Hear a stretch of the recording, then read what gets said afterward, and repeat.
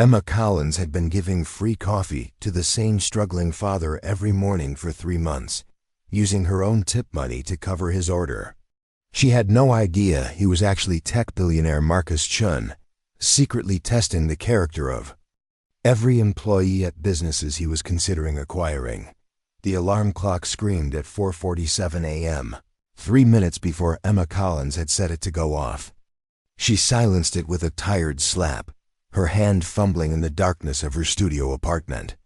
The space was small enough that she could touch both walls if she stretched her arms wide, but it was hers, barely.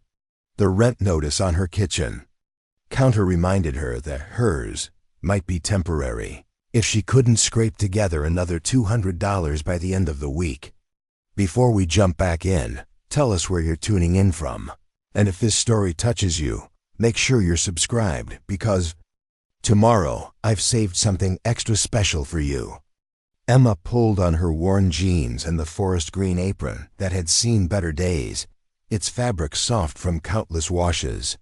The logo of Brew Bean Coffee House was faded, but she wore it with quiet pride. At 19, she'd been working at the small corner café in downtown Portland for 8 months. Ever since dropping out of Portland State University when her student loans ran dry and her mother's medical bills started piling up. The morning air bit at her cheeks as she walked the 6 blocks to work, her breath visible in small puffs.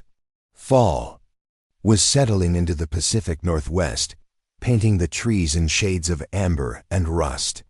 She loved this time of year, even though it meant that tourists would thin out and tips would get smaller.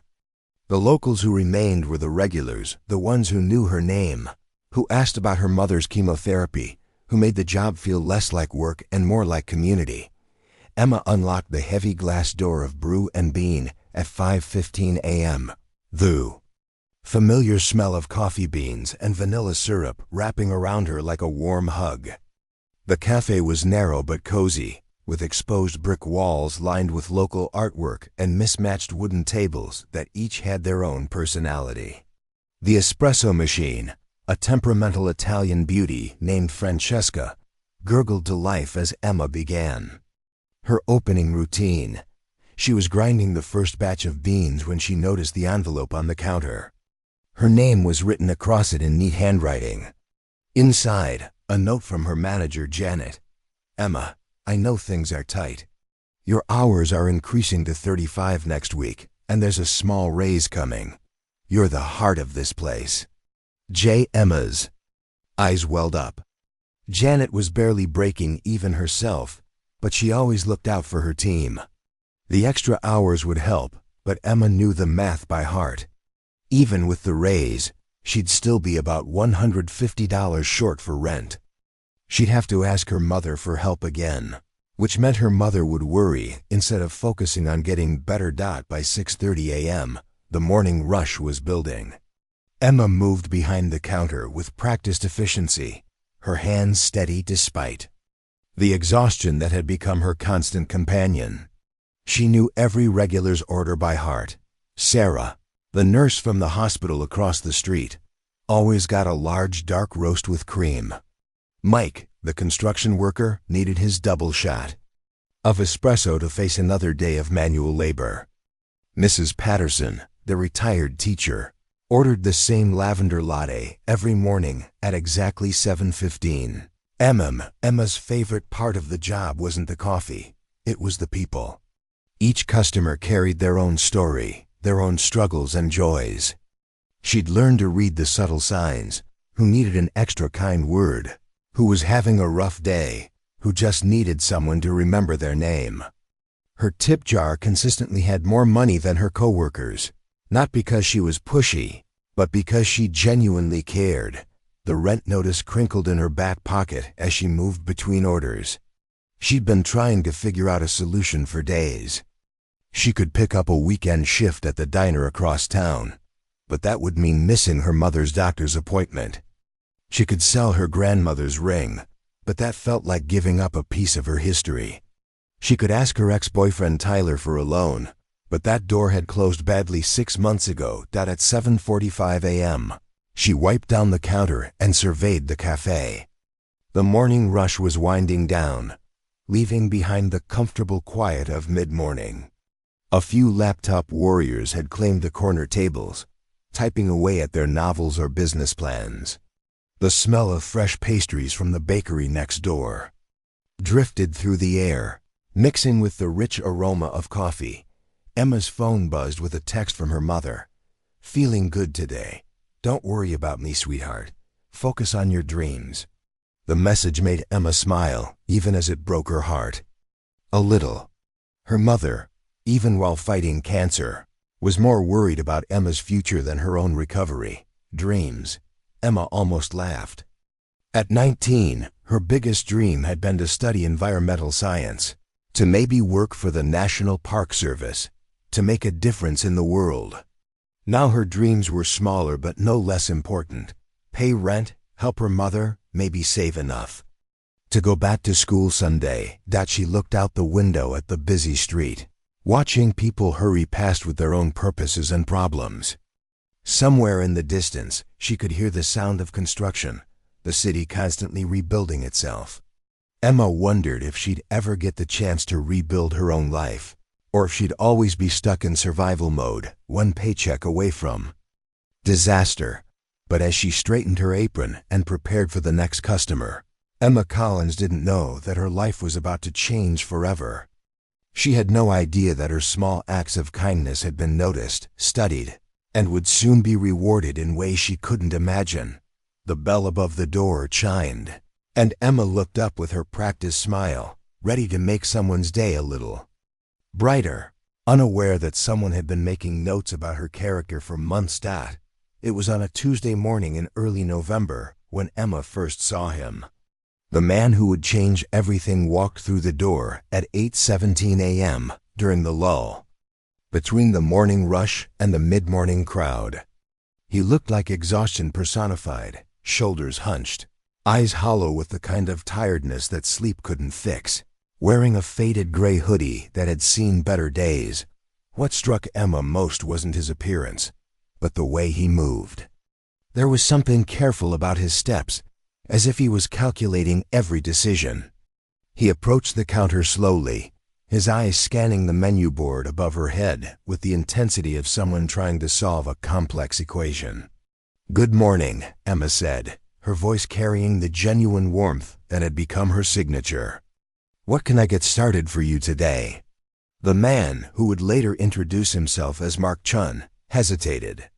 His hand went to his wallet, and Emma caught a glimpse of its contents, a few crumpled bills and what looked like a library card.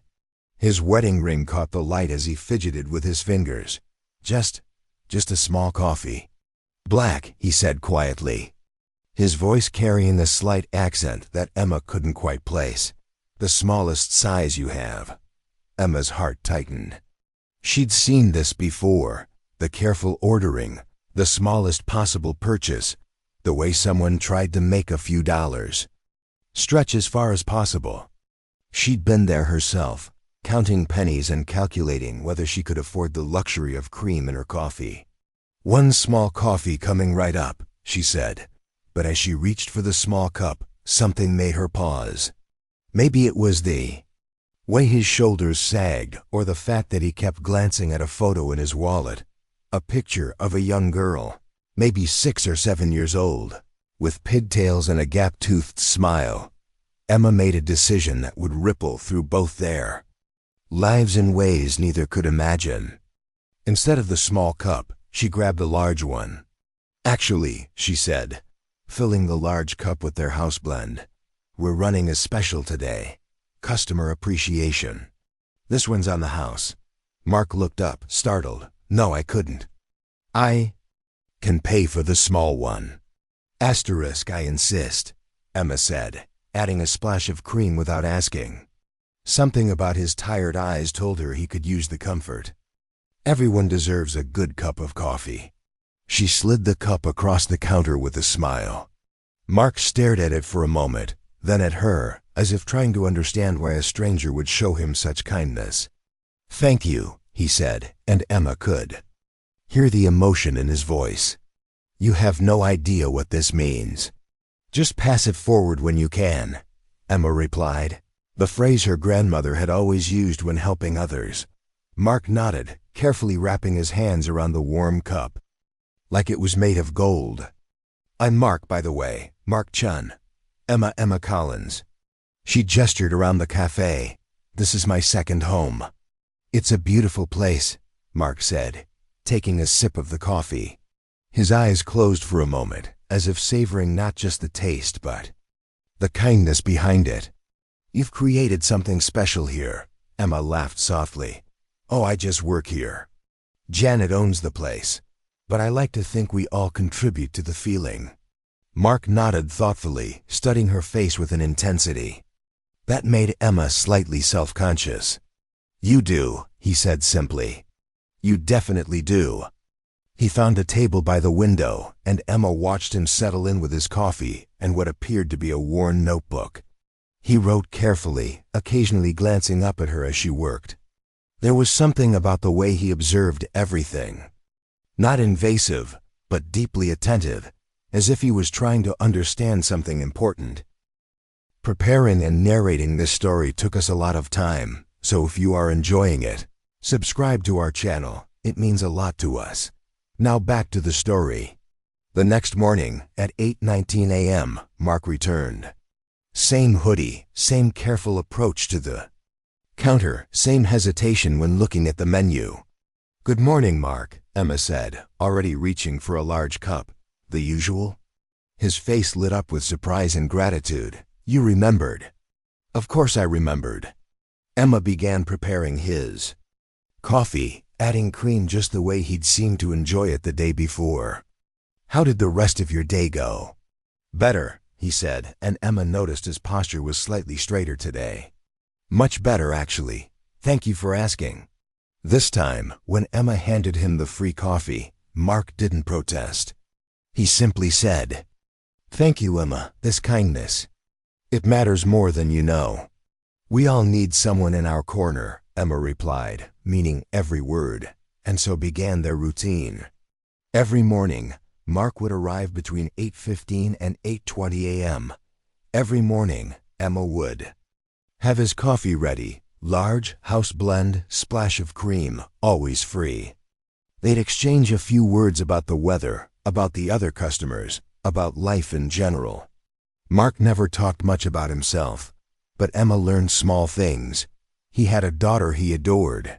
He was going through a difficult time, and he seemed to be carrying the weight of the world on his shoulders. Emma never asked questions about why he couldn't afford the coffee. She'd been there. She understood that sometimes dignity was more important than explanations. Instead, she made sure his cup was always full, his morning always started with kindness, and his day began with the knowledge that someone cared. What Emma didn't know was that Mark Chen was taking notes. Not just about her, but about every interaction, every gesture, every moment of kindness or indifference he witnessed. He was building a case, gathering evidence about character and compassion in the most unlikely of places. 3 months into their routine, Emma still had no idea that her simple act of giving free coffee to a struggling father would soon transform both their lives forever. The crisis came on a Thursday morning in late February, almost 4 months after Mark had become part of Emma's daily routine. The Portland winter had been particularly harsh, with ice storms that kept customers away and heating bills that made Janet wince every time she opened the mail. Emma arrived at work to find her manager sitting at one of the corner tables, surrounded by paperwork and wearing the expression of someone who'd been up all night making impossible decisions. Emma, honey, we need to talk, Janet said, her voice heavy with regret. Emma's stomach dropped. She'd seen this look before. It was the same expression her mother's doctor had worn when delivering bad news. She sat down across from Janet, her hands clasped tightly in her lap. The cafe's in trouble, Janet continued, her fingers tapping nervously on the table. The rent increase, the slow winter season, the repair costs for Francesca. She gestured toward the temperamental espresso machine. I've been trying to make the numbers work, but I can't avoid it anymore. I have to let someone go." Emma nodded, understanding before Janet even said the words. As the newest employee, she'd be the first to go. It was logical, practical, and devastating. "I'm so sorry," Janet said, tears forming in her eyes. "If there was any other way." "I understand," Emma said quietly, though her mind was racing. No job meant no income. No income meant no rent money, no way to help with her mother's medical bills, no way to survive in a city that was becoming increasingly expensive for people like her. "You can finish out the week," Janet added, "and I'll write you the best reference letter you've ever seen. You're the best employee I've ever had, Emma. This is about money, not about you." Emma nodded, forcing a smile. "Thank you for everything. Janet, this place, it's been like family." The rest of the morning passed in a blur. Emma went through the motions of her job, making coffee, serving customers, cleaning tables, but her mind was elsewhere. She calculated and recalculated her finances, trying to find a solution that didn't exist. Her mother's next treatment was scheduled for the following week. The rent was due in 10 days. Her savings account had exactly $47. When Mark arrived at 8:18 a.m., Emma was wiping down the counter for the third time, her movements mechanical and distracted. She looked up and managed a smile, but Mark immediately noticed something was wrong. "Emma, are you okay?" She hesitated, then decided honesty was better than pretending. "Not really. I'm losing my job at the end of the week." Mark's expression shifted, something that might have been concern or calculation. Emma couldn't tell which. "What happened?" "Business is slow, costs are up. I'm the newest employee, so." She shrugged, trying to appear casual about having her world turned upside down. "I'm sorry," Mark said, and there was genuine warmth in his voice. "You don't deserve this." Emma began preparing his usual coffee, her hands working automatically. "It's not about deserving. It's just life, I guess. What will you do?" The question hung in the air as Emma poured his coffee. "I don't know yet. Apply everywhere, hope something comes through quickly." She paused, then added, "I might have to move back in with my mom. She's been sick and I've been helping with her bills, but if I can't find work." She didn't finish the sentence. Mark watched her carefully, noting the way she kept working despite her obvious distress, the way she still made his coffee with the same care and attention she always had. "Here," Emma said, sliding the cup across the counter. "On the house, as always." Mark looked at the coffee, then at Emma. "You're losing your job, probably worried about money, and you're still giving me free coffee?" Emma managed a real smile. "This time, especially now. We all need kindness when things are hard." That afternoon, Emma's situation got worse. Her mother called with news that her treatment had been moved up.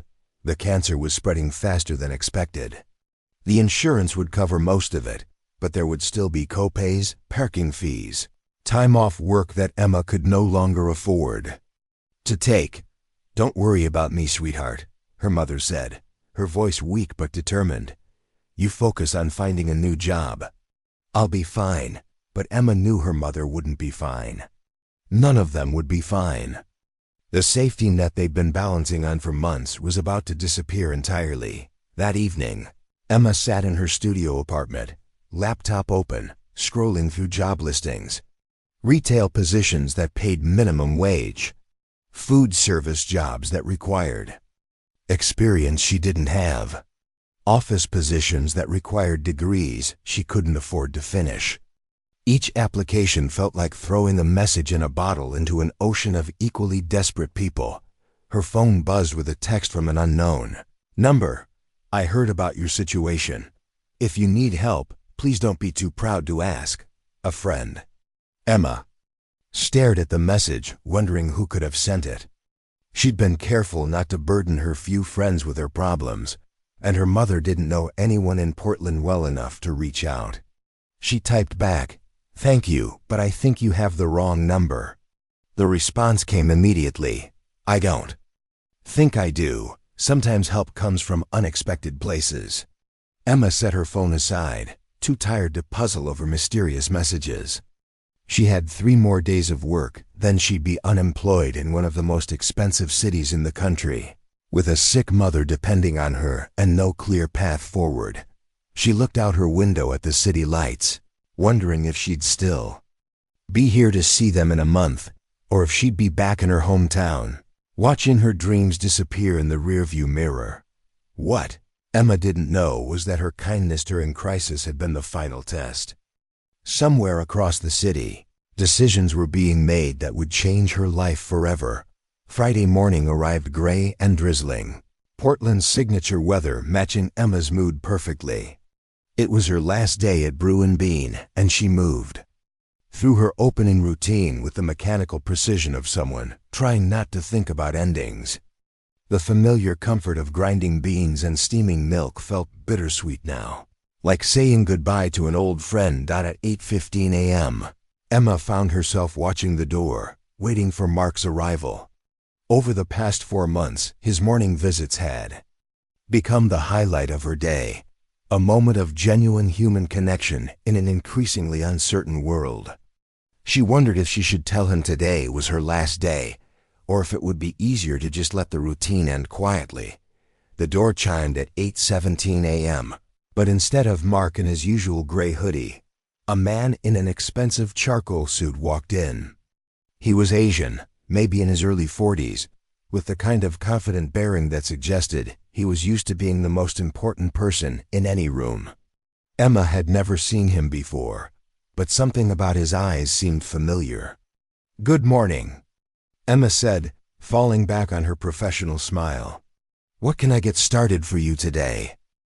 The man approached the counter slowly, studying her face with an intensity that made Emma slightly uncomfortable. "Actually, I think you've been getting something started for me every morning for the past 4 months. Emma's confusion must have shown on her face because the man smiled, a warm, genuine expression that transformed his entire appearance. "My name is Marcus Chen," he said, extending his hand. "But you know me as Mark." Emma stared at him, her brain struggling to process what she was hearing. "Mark, but you're..." She gestured at his suit, his polished shoes, the expensive watch on his wrist. "You're not the struggling father who could barely afford a cup of coffee?" Marcus finished gently. "You're right, I'm not." Emma felt the world tilt slightly. "I don't understand." Marcus pulled out his phone and showed her a photo, the same picture of the young girl with pigtails that she'd glimpsed in his wallet months ago. "This is my daughter, Lily. She's 7 years old, and she's the light of my life." That part was true. But the rest?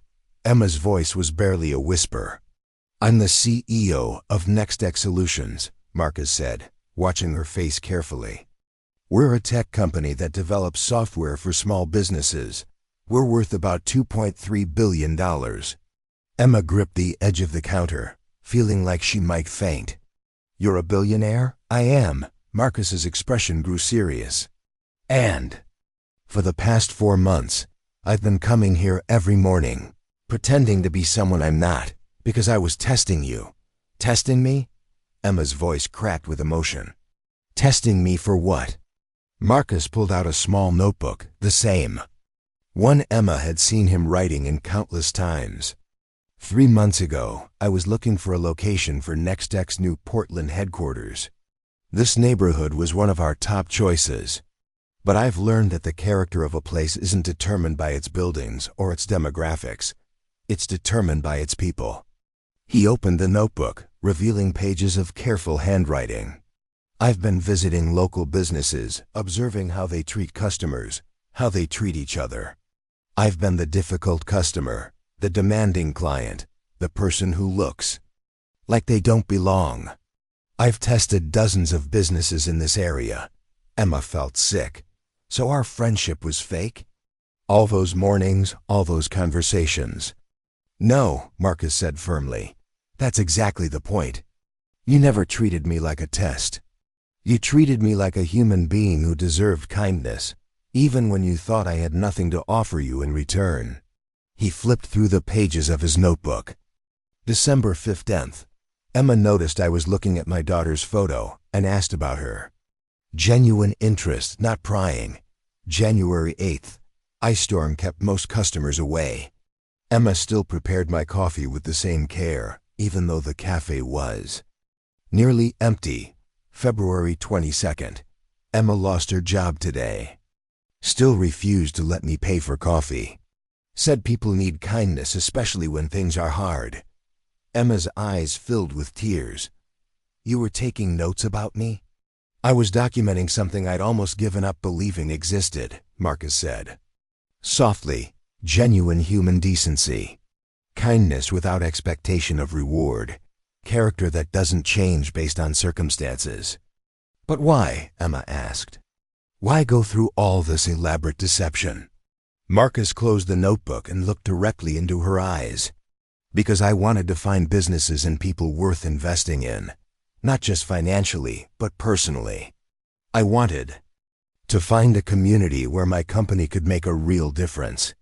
He paused, then continued. "In my line of work, everyone wants something from me. Every interaction is calculated. Every kindness has an ulterior motive. But you gave me free coffee every day for 4 months, not because you knew I was wealthy, but because you thought I needed help." Emma wiped her eyes, still struggling to process everything. "So what happens now? You've completed your test, gotten your data." "Now," Marcus said, reaching into his jacket pocket, "I'd like to offer you something." He pulled out an envelope and placed it on the counter between them. "This is an offer of employment. Director of Community Relations for NextX Solutions. Your job would be to help us build genuine relationships with local businesses, to ensure our presence in this neighborhood benefits everyone, not just us." Emma stared at the envelope, afraid to touch it. "I don't understand."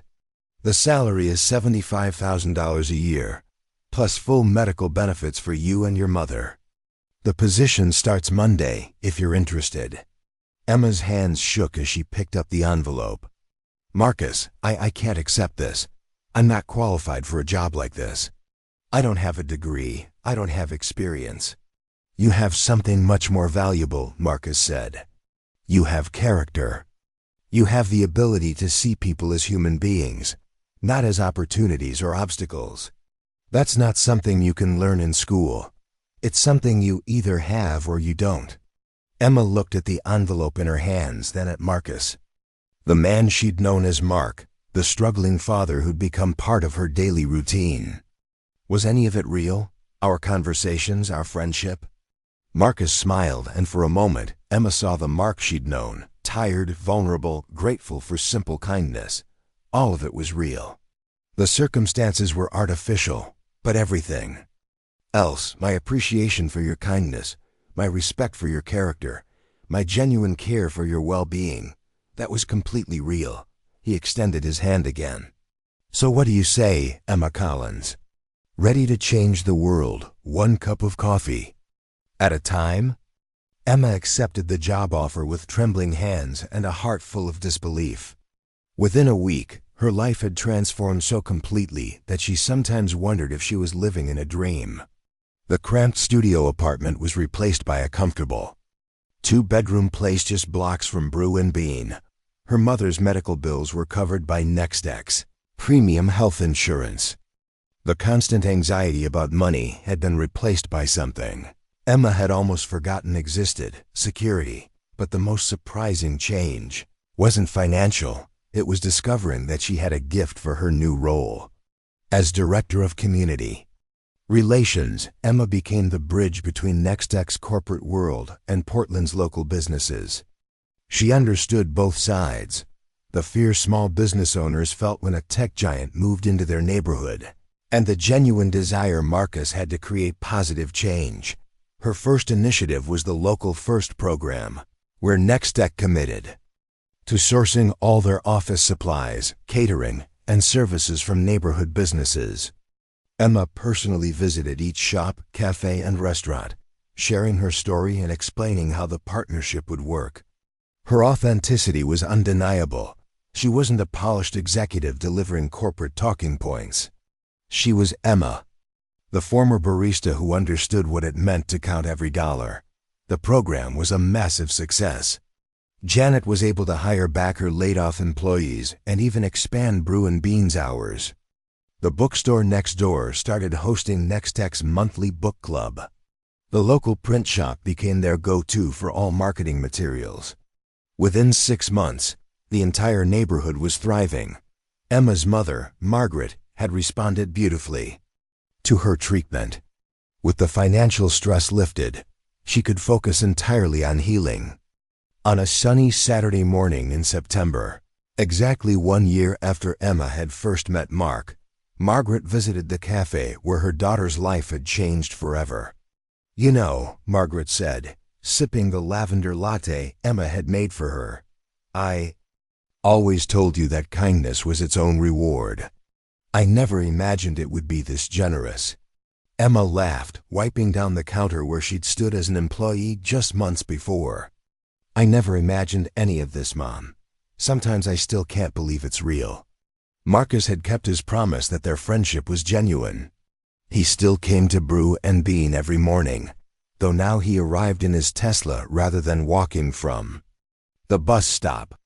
Their conversations had evolved from careful pleasantries to deep discussions about business philosophy, community development, and the responsibility that came with wealth. "I've been thinking about expanding the program," Emma said one morning as she prepared his coffee, still large, still with cream, though now she insisted he pay for it. "What if we created a mentorship network?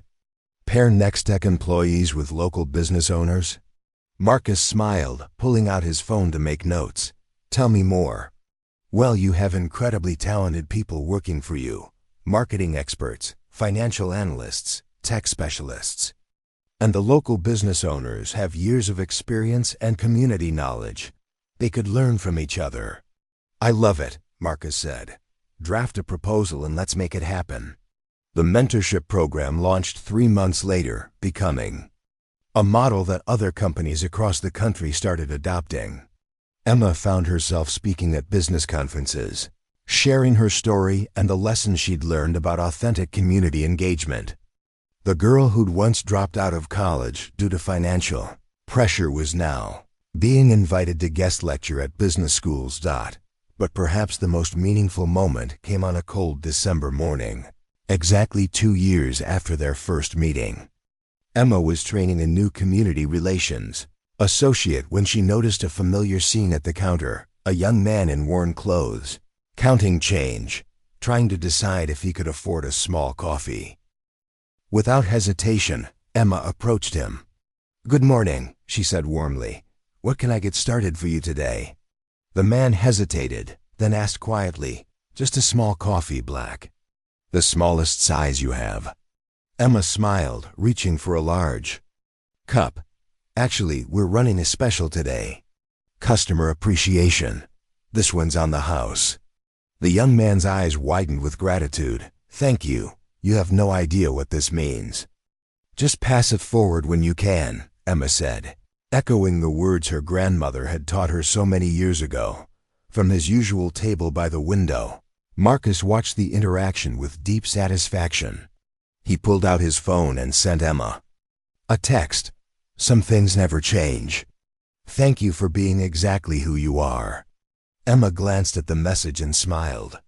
She looked around the bustling café, at Janet training new employees, at the neighborhood business owners grabbing their morning coffee before work, at the Nextech employees collaborating with local artists on a community mural project. This was what success looked like, not just personal advancement, but lifting others up along the way. The bell above the door chimed as the young man left with his free coffee, and Emma felt the familiar warmth of knowing she'd made someone's day a little brighter. She had learned that true wealth wasn't measured in dollars or stock options, but in the connections you build and the positive change you create. That evening, as Emma walked home through the thriving neighborhood she'd helped transform, she reflected on the journey that had brought her here. A simple act of kindness, giving free coffee to a stranger, had changed not just her life, but the lives of everyone around her.